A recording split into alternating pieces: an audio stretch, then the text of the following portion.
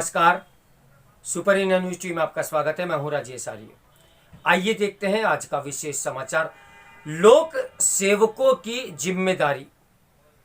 लोक सेवा दिवस पर लोक सेवकों को संबोधित करते हुए नरेंद्र मोदी प्रधानमंत्री जी ने ये जो कहा कि यदि उन्होंने अपने दायित्वों का निर्वाह सही तरह नहीं किया तो न केवल देश का धन लुट जाएगा बल्कि करदाताओं के पैसे भी बर्बाद हो जाएंगे।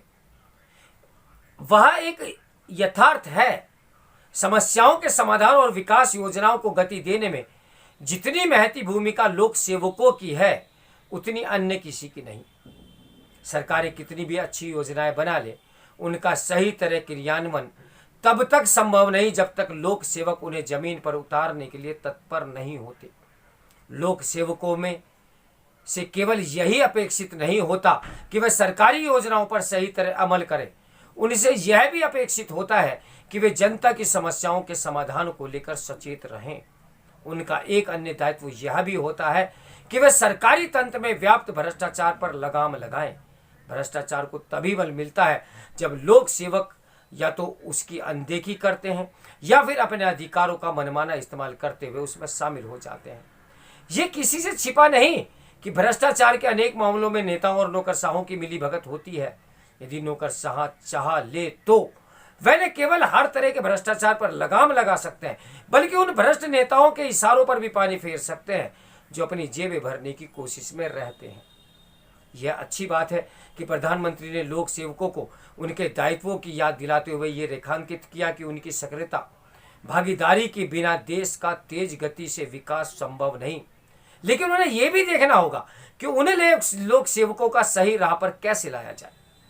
जो अपना काम ढंग से नहीं करते अथवा जो भ्रष्ट नेताओं से हाथ मिला लेते हैं। इसके लिए प्रशासनिक सुधारों की दिशा में आगे बढ़ना होगा। एक और जहां ऐसा वातावरण बनाने की आवश्यकता है कि लोक सेवक बिना किसी भय संकोच अपना काम कर सकें, वहीं दूसरी ओर उनके कार्यों की सतत निगरानी भी सुनिश्चित करनी होगी। निसंदेह सरकारें सब कुछ नहीं कर सकती, लेकिन ऐसा माहौल तो बना ही सकती है कि जो भी कार्य होने हैं वह सरलता से हों। उस लक्ष्य की प्राप्ति लोक सेवकों की सजगता से ही संभव है। सरकारी तंत्र के कामकाज के तौर तरीके बदलने के कैसे सकारात्मक प्रभाव होते हैं, इससे समझा जा सकता है करीब 3 लाख करोड़ रुपए गलत हाथों में जाने से बचे हैं।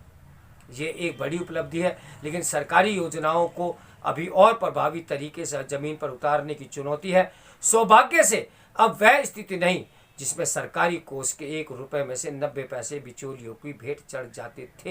लेकिन सरकारी तंत्र में भ्रष्टाचार तो अभी भी है और वह कैसे कम होगा यह सोचना सरकार का दायित्व नहीं, प्रत्येक नागरिक का भी दायित्व है। तो मेरे साथ बने रहें सुपर इंडिया न्यूज टीवी के ब्रेकिंग न्यूज के लिए। नमस्कार, मैं हूं राजेश आर्य।